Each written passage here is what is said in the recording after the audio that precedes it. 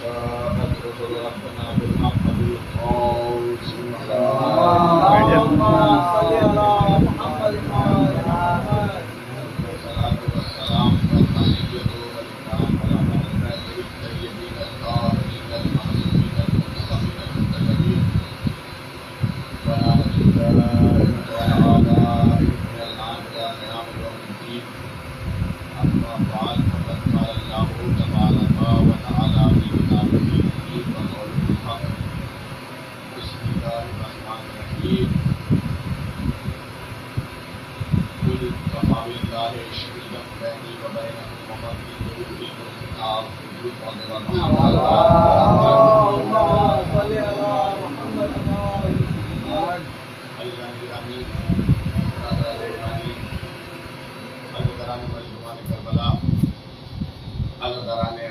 کربلا. ارشاد باری تعالیٰ ہے نبی اکرم سے کہ اے محمد کہہ دو کہ بے شک کافی ہے تمہارے اور ہمارے درمیان ایک شہید اور وہ کہ جس کے پاس کتاب کا علم ہے. عزیزان گرامی، اس آیت سے اتنا تو واضح ہو جاتا ہے کہ اگر اللہ تعالیٰ اپنی الہیت پہ گواہی دلوانا چاہتا ہے یا محمد کی نبوت پہ گواہی دلانا چاہتا ہے تو اس نے صفات میں جس صفت کو سب سے زیادہ اولویت دی، جس کو سب سے زیادہ ترجیح دی، اس کا نام علم ہے. یعنی اس کے یہاں علم بہت محترم ہے، اس کے یہاں علم بہت مقبول ہے. وہ جہالت کو دوست نہیں رکھتا، وہ علم کو دوست رکھتا ہے، کیونکہ جہالت انسان کو گمراہی، ظلم اور جرم کی طرف لے کے جاتی ہے. علم انسان کو نور، ہدایت اور اصلاح کی طرف لے کے آتا ہے. عزیزان گرامی، اس کی ایک درود پڑھنے پر محمد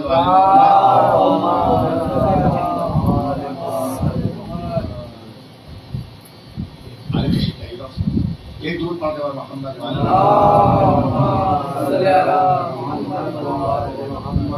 مختصر سا وقفہ آپ لوگوں کا چاہوں گا اور اسی میں ہمارے بڑے بھائی زیادہ بھائی نے بھی ہم سے کچھ حکم دیا ہے، انشاءاللہ بھی کروں گا. تو جو ترجیح دی گئی ہے وہ علم کو دی گئی ہے. عزیزان گرامی، علم کو ترجیح دی کیوں گئی ہے؟ دیکھیے، علم کی بہت ساری خاصیتیں ہیں. جیسا کہ میں نے ابھی ذکر کیا تھا کہ کچھ خوارج امام علی علیہ السلام کے پاس آنے کے بعد 10 لوگ تھے. وہ آنے کے بعد پوچھا علی سے کہ علی، سوال سب کا ایک ہی تھا کہ علم بہتر ہے یا مال؟ تو علی نے کہا علم بہتر ہے. کیوں؟ کیونکہ علم تمہاری حفاظت کرتا ہے، مال کی تم حفاظت کرتے ہو.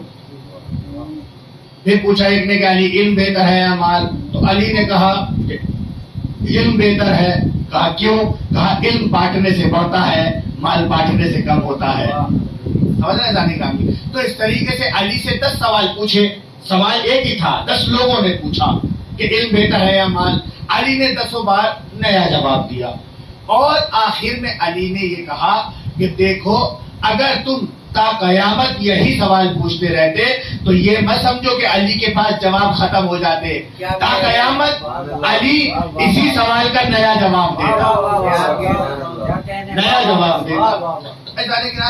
علم کی بہت سی خاصیتیں ہیں اور اس کی سب سے ایک بہترین خاصیت یہ بھی ہے کہ وہ انسان کو بیدار رکھتا ہے. کیا کہہ رہا ہوں؟ وہ انسان کو آگاہ رکھتا ہے، وہ انسان کو غفلت سے بچاتا ہے. کچھ بات کہہ رہا ہوں میں جوانوں کے لیے. علم انسان کو غفلت سے بچاتا ہے، علم انسان کو آگاہ رکھتا ہے. مثال کے طور پر آپ کو معلوم ہے کہ بھئی یہ فلاں طریقے کا پھل ہے اور اس کی فی الحال یہ صورت ہو گئی ہے. یعنی آپ کو معلوم ہے کہ پھل کس صورت میں خراب ہو جاتا ہے اور وہ بیکار ہو جاتا ہے، وہ کھانے لائق نہیں بچتا. آپ کو معلوم ہے، علم ہے اس چیز کا.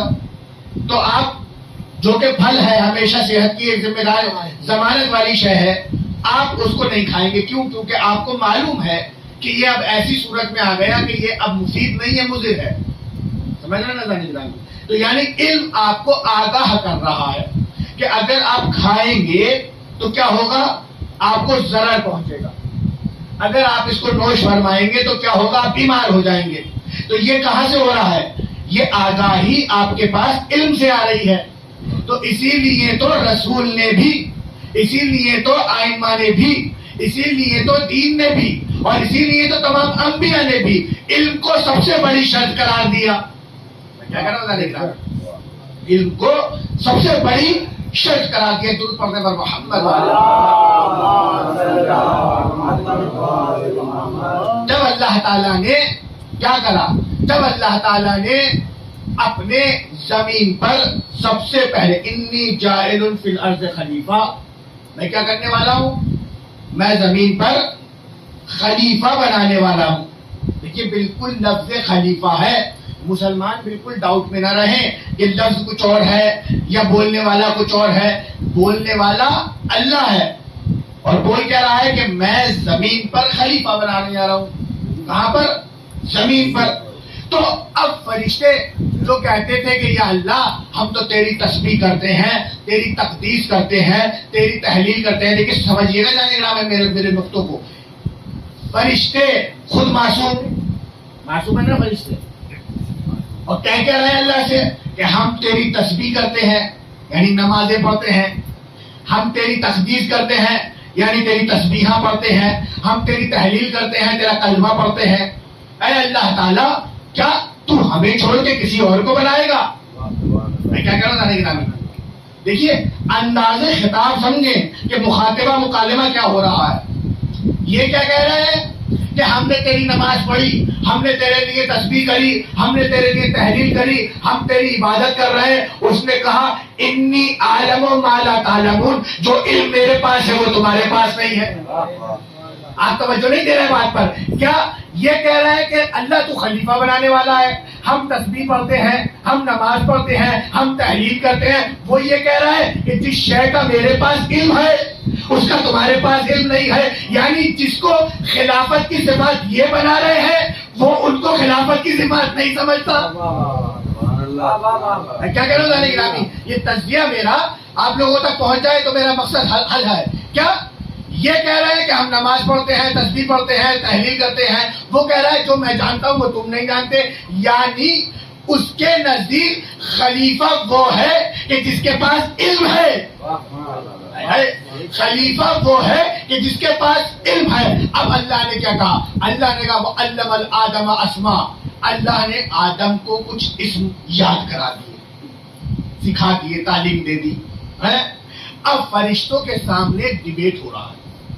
اس کا نتیجہ یہ ہوگا کہ خلیفہ بنے گا جو اس ڈیبیٹ میں سکسیسفل رہے گا. ایک طرف کیا ہے؟ تسبیح و تحلیل کرنے والے ہیں، ایک طرف آب و گل سے بنا ہوا آدم ہے.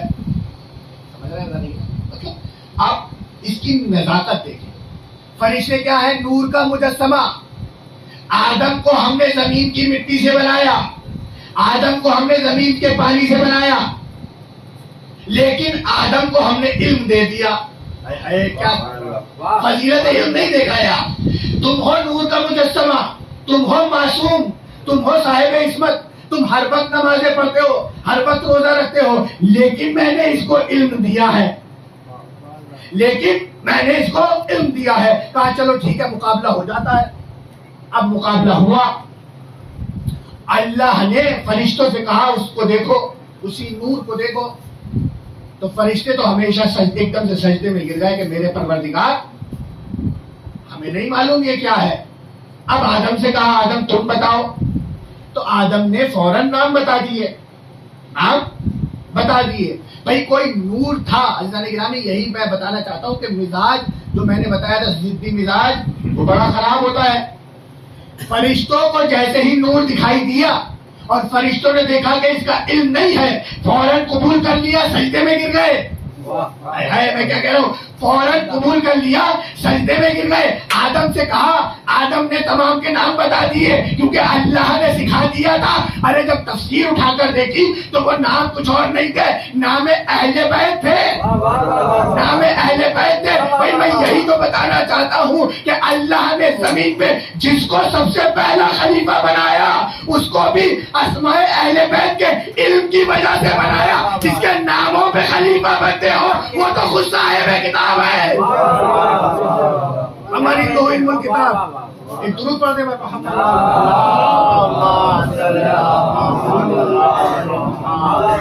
اس کے پاس کتاب کا علم ہو, کتاب کا علم ہو. اب عزیزان گرامی آپ نزاکت دیکھیں, کیا فرشتے نور کا مجسمہ آپ سب سمجھ ہی رہے ہیں. آدم کو کیا بنایا, خود بتایا کہ آدم کو ہم نے زمین کی مٹی سے بنایا, ایسی مٹی سے بنایا, کھنکھناتی مٹی سے بنایا. سب قرآن نے ذکر کیا ہے. اب آپ خود سوچیں, وہ ادھر ایک اور ہے تیسری پارٹی, ایک اور ہے جو یہ کہہ رہا ہے کہ مجھے آگ سے بنایا اس لیے میں افضل ہوں. سمجھ رہے نا, وہ بھی مغرور تھا, متکبر تھا. اس نے آدم سے کہا, یہی تو کہا اس نے کہ اس کو تم نے تراب سے بنایا ہے اور مجھے آگ سے بنایا ہے, آگ افضل ہوتی ہے. تو اللہ نے کہا انک انت رجیم, تو تو میری بارگاہ سے لعنت شدہ ہے. میں کیا کہہ رہا تھا گرامی, وہ یہ تیسری پارٹی ہے. اب آپ دیکھیں, فرشتے معصوم تھے, مان گئے, لعنتی نہ ہوئے. ایک وہ تھا جس نے کمپیئر کیا, قیاس کیا. بھائی یہی تو ہے, اول من قاسا وہو ابلیس. جس نے سب سے پہلے قیاس کیا, کمپیئر کیا, وہ کون تھا؟ ابلیس تھا. اس نے کہا کہ آگ مٹی سے افضل ہے. تو آگ والی پارٹی بھی نکالی گئی, نور والی پارٹی نے خود ہی اپنے آپ کو سرنڈر کر دیا, ایکسپٹ کر دیا, اس لیے بچ گئی. سمجھ رہے نا. اور جو مٹی والی پارٹی تھی اللہ نے اس کو سب سے افضل قرار دیا. کیا کہہ رہا ہوں, جو مٹی والی پارٹی تھی اللہ نے اس کو سب سے افضل قرار دیا. کیا آپ لوگوں کی فہم کے لیے اتنا کافی نہیں ہے کہ اللہ نے آدم کو جو مٹی سے بنا تھا اس لیے افضلیت دی کیونکہ اس کے پاس علم تھا, اس کے پاس علم تھا, اس کے پاس علم تھا. تو اللہ نے گرامی روز اول سے اللہ نے بتا دیا کہ جس کے پاس علم ہوگا, چاہے کسی بھی سوسائٹی سے ہو, چاہے کسی بھی حصے سے ہو, چاہے کسی بھی شعبے سے ہو, چاہے کسی بھی قبیلے سے ہو, وہ ہمیشہ دوسروں سے افضل ہے. کیونکہ میں وہ ہوں جس نے علم کی بنا پر آدم کو ملائکہ پر بھی فضیلت دی, جنات پر بھی فضیلت دی.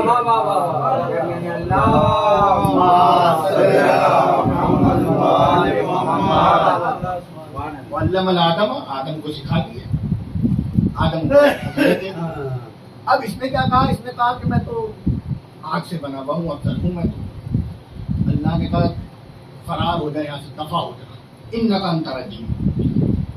جو اللہ کے کہے پہ اپنی بات رکھے, پرسنل انٹرپریٹیشن, وہ ایکسپٹڈ نہیں ہے.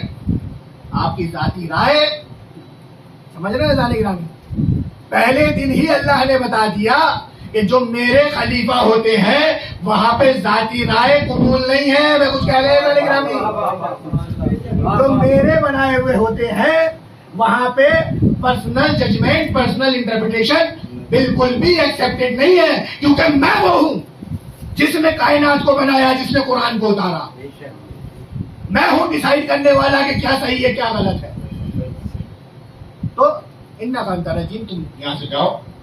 کیا کہا تھا اس نے, اس کی خطا کیا تھی؟ کہا کہ اس کی خطا یہ تھی کہ اس نے آدم سے اپنے آپ کو افضل سمجھا اور سجدہ نہیں کیا. اور یہ کہا تھا اس نے کہ میں تو آگ سے بنا ہوں, آگ جو ہے وہ تراب سے افضل ہوتی ہے.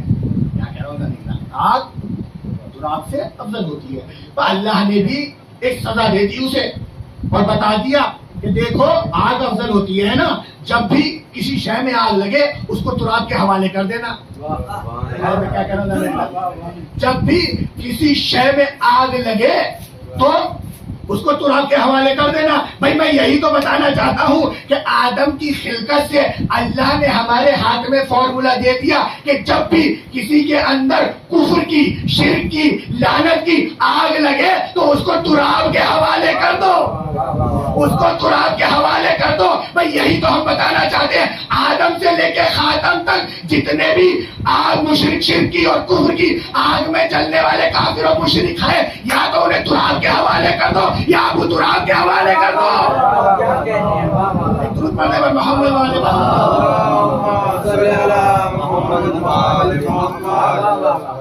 تو خود بھی ہو جائے گا. بھائیان گرامی بس اتنا سمجھ لیں کہ ڈے ون سے اللہ نے علم کو سب سے افضل رکھا.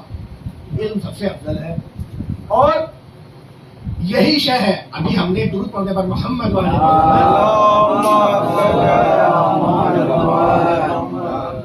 ہمارے خلفاء کے دور کا واقعہ ہے، مغنیر میں لکھا ہوا ہے اس کی شرح میں کہ ایک مرتبہ ایک زانیہ عورت تھی، پکڑا،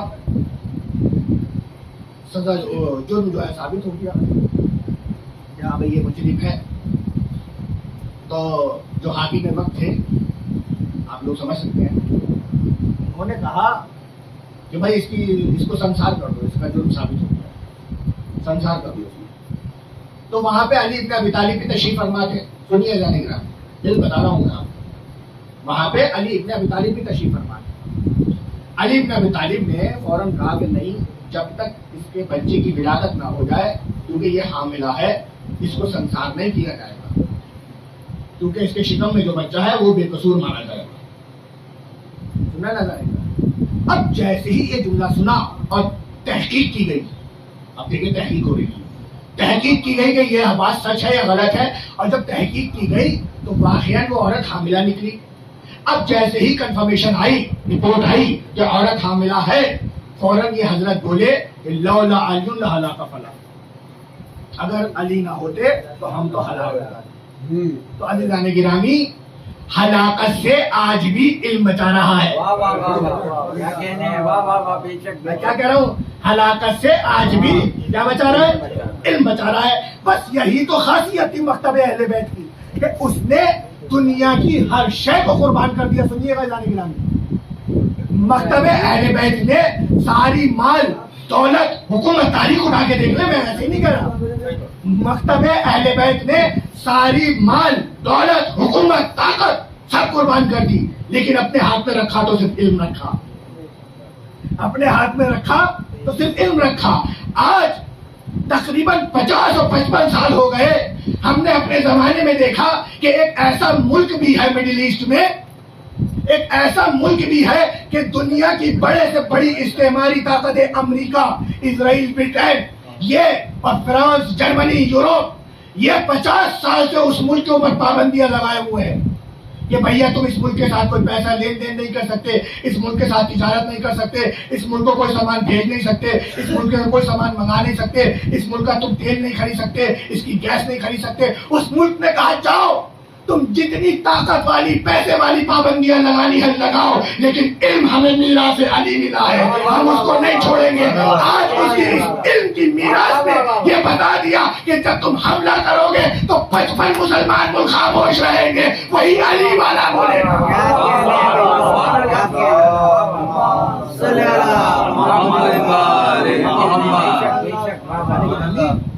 میں اپنے تمام بھائیوں سے، مسلمانوں سے اور اپنے تمام مومن بھائیوں سے یہی کہتا ہوں کہ دیکھو زمانہ نہ ہمارے لیے یہاں بہتر ہے، نہ یہاں سے باہر بہتر ہے، لیکن اگر ہمارا مستقبل روشن ہو سکتا ہے تو صرف علم کے ذریعے سے ہو سکتا ہے. مکتبوں کو پکڑ لو، مدرسوں کو پکڑ لو، اسکولوں کو پکڑ لو، یونیورسٹیز کو پکڑ لو اور حاصل کرو اپنا مقام. علم حاصل کرو، کیونکہ جس کے پاس علم ہوگا، خود مولا کائنات نے کہا وہ کبھی کسی کے زیر نہیں رہ سکتا، وہ ہمیشہ زبر رہتا ہے.